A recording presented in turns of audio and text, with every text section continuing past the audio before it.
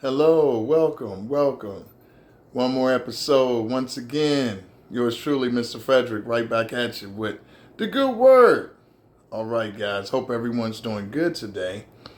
Good evening, good morning, good afternoon, wherever you're at in the world. Got a good one for you guys today. Okay, let me get right into it, guys. Uh, Today, we are going to talk about focus on you. All right. Focus on you. And you might say, Mr. Frederick, what do you mean focus on you? Just like I said it, focus on you. Again, as a life coach family, I have learned all of these things both in and outside of the classroom. Okay. It is imperative that you focus on yourself. And I have pinpointed a few reasons why that is essential. That's the first thing you have to do is focus on you in any instant because essentially, that's all you can control. You cannot control anyone else, family. You can only control yourself. What others do, it's out of your control. How they respond, how they react, whether someone likes you or not, whether someone gets you or not, that's out of your control. Those individuals, whatever situation that they're going through, or you can't dictate or control that. So you don't know what's making them reach their conclusions or making them act a certain kind of way or whatever, not giving you what you want. You don't know. And you shouldn't worry about it. All you can go on is what you are receiving and how it benefits you, how it affects you, how others, how their interaction affects you. That's all you can focus on. So definitely, you can't control anyone else. Do not try, family. Do not try to control someone. Everyone has their own separate individual journey. And it's not for you to dictate. This is the Lord above who dictates everyone else's journey and how they go and how they perceive things. You can try to bring someone to the water. You ever hear that expression? You can lead a horse to the water, but you can't make him drink. That's real, family. You can try to help. And you've had it with yourself. If you look back at your life, if you're old enough, you could be a young teenager and you realize there's times where someone told you something at one time and you were like, I don't really want to hear that. I'm not trying to hear that. I'm not on that right now. And then later on in your life, you might be very receptive to that same message that you rejected years ago. But now is perfect timing. Because why? God's time. It's on God's time, family. When God wants you to learn something, wants you to absorb something, wants you to be able to take something with you on your journey, you will take it. Trust me. And that's the only thing that's going to make. But when you don't want to, when you're operating off of pride and ego or immaturity or whatever, you might have some demonic energies in you at times. You never know. Could be under the influence of drugs, alcohol, whatever. Past traumas you're not healed from, whatever. You could be under so many negative influences that you can't receive a message just because you're in the smog, you're in the fog. And now you're not. So think about that. Have empathy for others. Understand that no matter where we are in our journey, okay, whether we're awakened, whether we're not awakened, it's all a journey. Some people, you have to look at it, and I believe this is why God, if you're receptive to it, allows you to go through so much darkness. So when you do come into the light and you do start gaining understanding about you, your life, and you start gaining understanding about the world and how it operates, the spiritual world, you now can have empathy for individuals who are not there yet. They're not ready to tell the truth. They're not ready to face their shadow. They're not ready to face their demons. That's not for you to persecute them. That's not for you to take advantage of them because it's parts of them, their soul is somewhat fragmented or whatever that they just can't face. They're just not strong enough yet because you got to remember, at some point in time, you were that same person. Okay, no matter how enlightened you are now, how awakened you are now, at some point in time, you was that same individual that couldn't receive the information. You wasn't courageous enough to face your shadow and things that would improve you. You might have not been walking in the Lord. You might have not been walking in your authority at that time. Okay, and this is very true. So this being true, hold on, guys. Let's see here. This kitten of mine is messing with my lighting, so. Hey, get yeah, he's a frisky little fellow. But anyway, back to what I'm saying, family. You have to understand that these things are so true, that you have to have empathy for individuals that aren't where you are in life. Okay, because again, you were that individual at one point in time. You were that same individual that now you might be criticizing or looking down upon, which I hope we don't. We don't look down on people at this channel. Family, we're very humble on this channel. My life coaching style always teaches to have empathy. It doesn't teach you to be a doormat, though. Okay, it doesn't teach you to let people take advantage of you. Your good heart, your giving heart. You know when to hold them and you know when to fold them, family. Because sometimes people will take that love that you have and take advantage of it. They'll take it as you're weak, you're stupid, you're scared of them.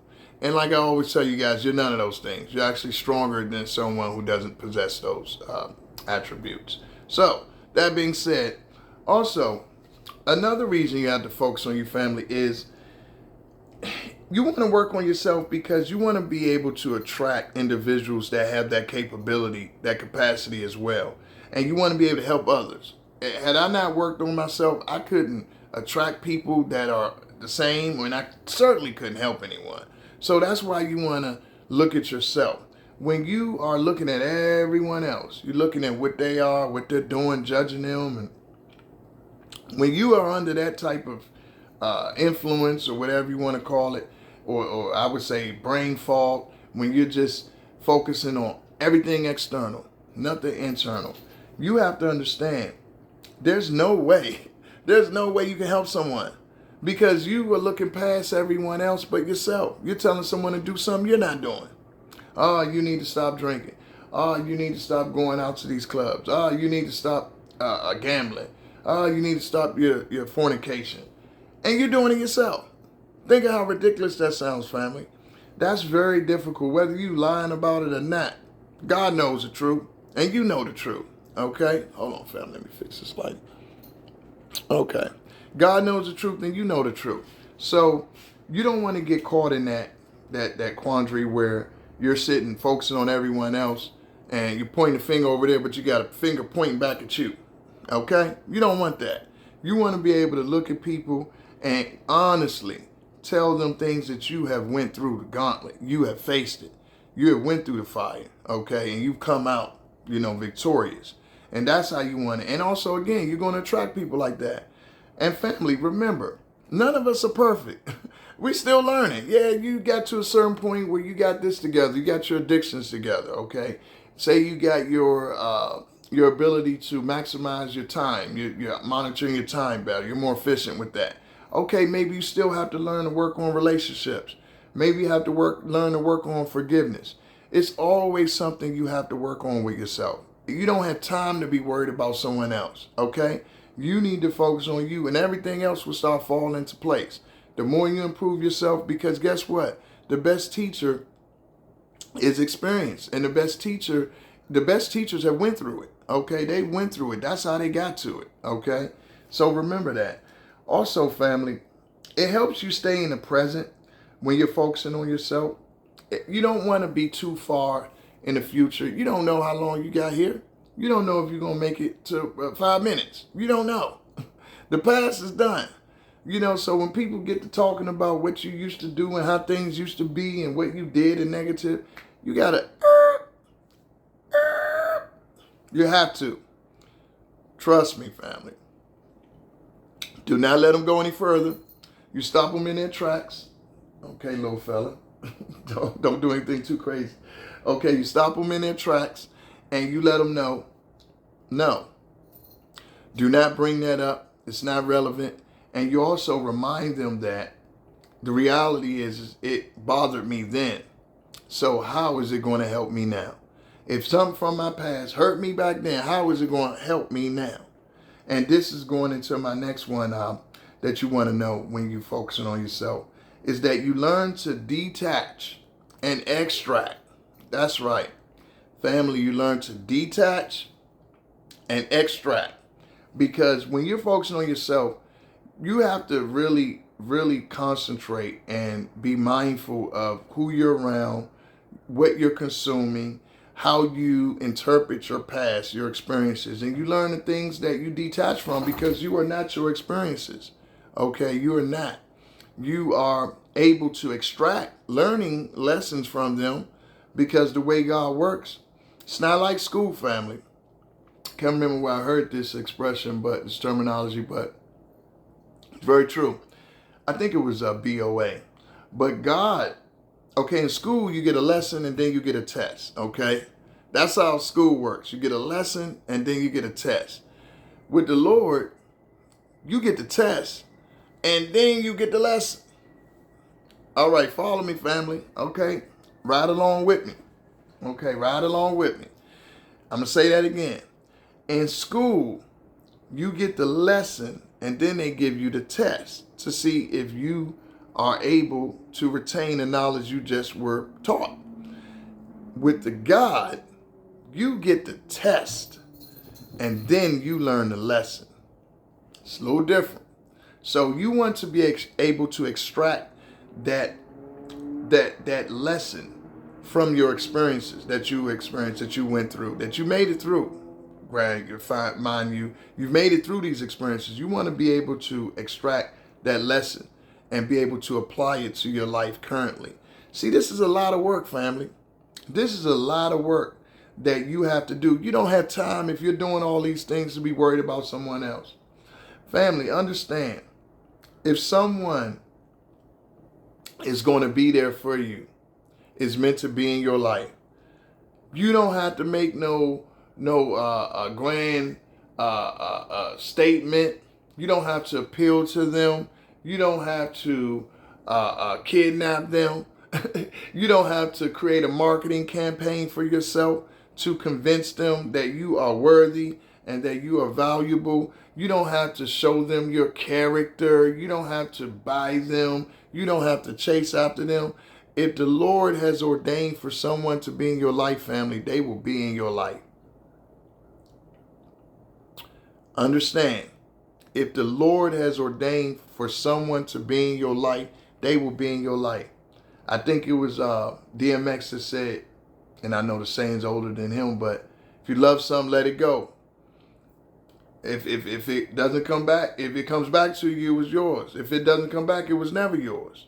And that's the truth, family. You don't have to chase after no one. If you just be you and focus on you, whatever's supposed to be there, it's going to be there.